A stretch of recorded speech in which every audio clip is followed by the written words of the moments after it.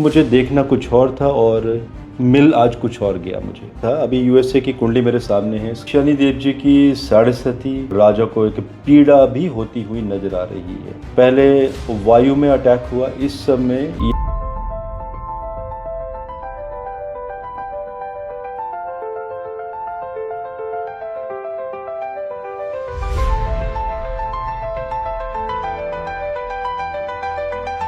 कुर्सी पर बैठते हुए फडणवीस जी दिखाई दे रहे हैं। विदेशों से भारतीयों का अपने देश में वापस आना।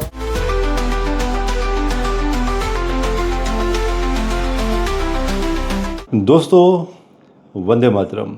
जब हम मंडेन एस्ट्रोलॉजी की बात करते हैं, जिसे मेदिनी ज्योतिष कहा जाता है हिंदी में, तो दोस्तों जब भी मैं कोई विश्लेषण देता हूं आप लोगों को, तो एक जिम्मेदारी भी होती है। जी हाँ, यस, ये मैं कहना भी चाहता हूँ और आप ये बात को बिल्कुल समझिए कि एक एस्ट्रोलॉजर की जिम्मेदारी बन जाती है कि अगर उसे उसकी रिसर्च में उसे कुछ मिल जाता है तो उन प्रेडिक्शंस को देना एक जिम्मेदारी बन जाती है। क्योंकि जब भी मैं कोई विश्लेषण करता हूँ किसी कंट्री के बारे में, चाहे आप बड़ी बड़ी घटनाओं के बारे में विचार कीजिए, जिस तरह से बहुत बड़े बड़े युद्ध हुए हैं, चाहे वो इराक ईरान के मध्य युद्ध हो, या रशिया यूक्रेन के मध्य वॉर हो, या जैसे कि 9/11 जैसे अटैक्स भी हुए हैं। पहले भी विश्व में बड़े बड़े अटैक हुए हैं, चाहे वो गोधरा कांड हो, 1971 की वॉर हो।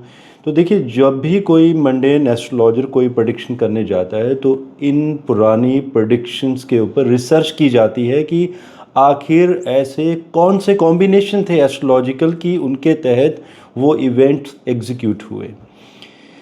अगर आपने देखा होगा तो इन पिछले कुछ दिनों में मैंने 4-5 माह में बहुत सारे वीडियोस दिए हैं आप लोगों को मंडेन के ऊपर, और वो एज इट इज़ एग्जीक्यूट, मतलब जो घटनाएं हैं वो होती चली जा रही हैं। चाहे वो बिटकॉइंस का फॉल होना, गोल्ड का 1 लाख पर रीच होने की संभावना, सिल्वर, निफ्टी, स्टॉक मार्केट के क्रैशेस, तो जैसे जैसे प्रेडिक्शन दी गई थी होता जा रहा है।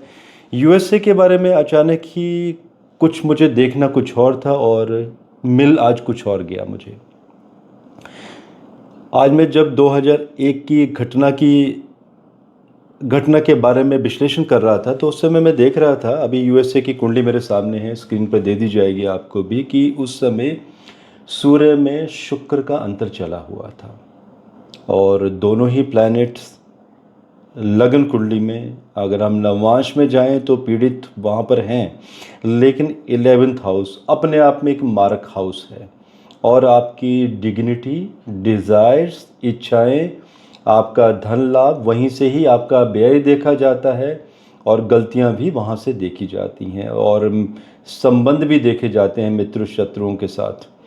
तो वहाँ पर सूर्य और शुक्र का संबंध, और देखिए उस समय जब ये 9/11 हुआ था तो सूर्य और शुक्र उस समय आर्द्रा नक्षत्र में शुक्र चले गए थे, और उस समय देवगुरु बृहस्पति भी वहाँ पर आर्द्रा नक्षत्र में, राहु के नक्षत्रों का प्रभाव, सूर्य वहाँ पर गुरु के नक्षत्र के वायु राशि में बैठे हुए हैं। कोई बहुत बड़ी कैटास्ट्रॉफिक की बात हो रही है। और देखिए, उन दिनों में मैं 21 वर्ष का था, तो डेफिनेटली उन दिनों में ना तो यूट्यूब था, ना ही कोई ऐसी विश्लेषण की बात थी। तो देखिए, बात वही है ना कि अभी रिसर्च हो रही है कि उस समय क्या हुआ, तो क्या ऐसा कुछ बड़ा अब तो नहीं हो सकता है। शनिदेव जी माना कि वृषभ राशि में थे उस समय, और लेकिन अभी इसी तरह के इवेंट्स मुझे शनिदेव जी जब मेष राशि में होंगे और वृषभ की तरफ ट्रांजिशन होगा, उस समय होते हुए दिखाई दे रहे हैं ग्रह योग से, और ऐसे घटनाएं घटित होते हुए भी नज़र आ रही हैं। आप लोग भी इसके गवाह हैं। जो चीज़ें मैंने अभी पीछे बताई थी कि सूर्य मीन्स डोमिनेशन, अथॉरिटी, पावर, तो किसी एक राजा का पूरे विश्व के ऊपर एक डोमिनेशन बनेगा 29 मार्च 2025 के बाद, और ये रहेगा मार्च 2026 तक। आप देखिए, ट्रंप जब से आए हैं तब से क्या कर रहे हैं। अब आप कहेंगे कि 29 मार्च से तो नहीं, पहले से होना शुरू हुआ है। देखिए, शनिदेव जी जब भी कोई राशि परिवर्तन करते हैं या कोई महादशा जब शुरू होती है उनकी दशा छिद्रम के बाद, तो कम से कम 57 डेज पहले ही वो चार्ज ले लेते हैं। तो आप सोचिए, उससे पहले से ही ये घटनाएं होना शुरू हो चुकी हैं, जिस तरह की ट्रंप की बयानबाजी है। अब आप सोचिए, इस समय अगर हम यूएस की कुंडली देखें, समय अच्छा चल रहा है, यूएस का टैरिफ वार चल रही है, और आने वाले टाइम में फाइनेंशियल लॉसेस, बल्कि जो युद्ध नीति यूएस ने बना रखी है उसमें भी कोई बहुत बड़े लॉसेस नज़र आ रहे हैं मुझे।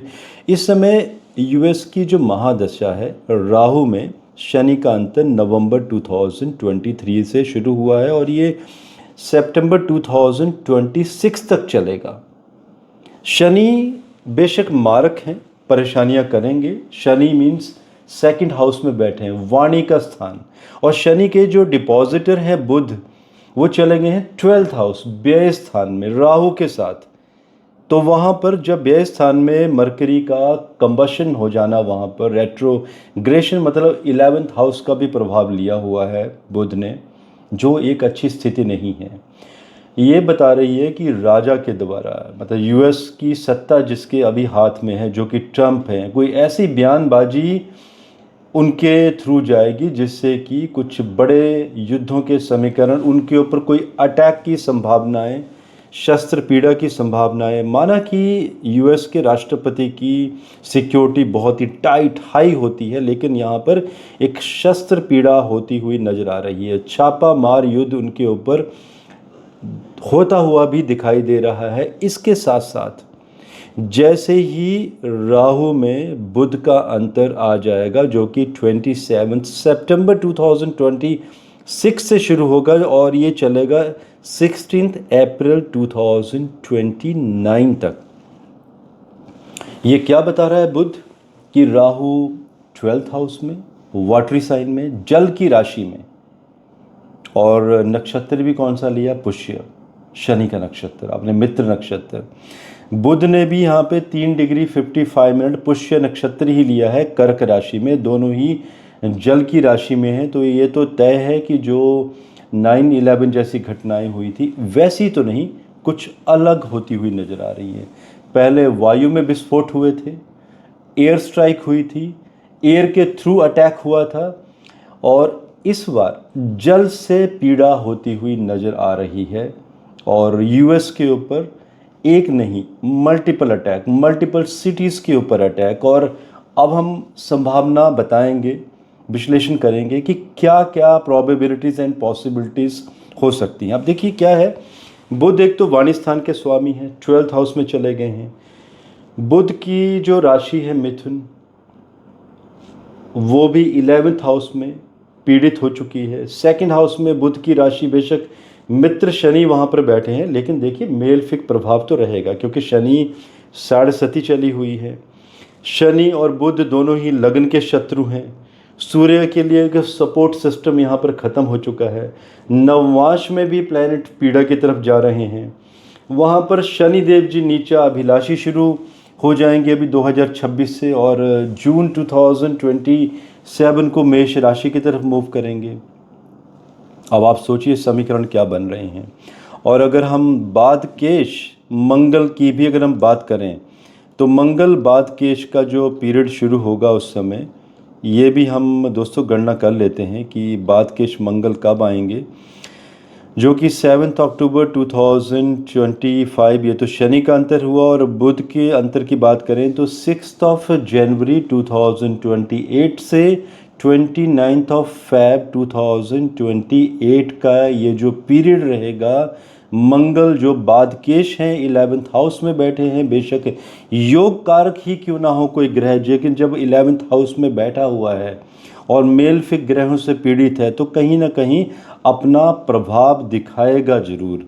साथ में ही शनि देव जी की साढ़े सती और राहु की महादशा, राहु में बुध, ये तो ये जो प्लानिटरी कॉम्बिनेशंस हैं ये कोई एक अच्छा इंडिकेशन नहीं दे रहे हैं। और करंट अगर गवर्नमेंट की भी बात करें तो 4 वर्षों तक चलेगी वो इस समय तक, लेकिन यहाँ पर राजा को एक पीड़ा भी होती हुई नज़र आ रही है।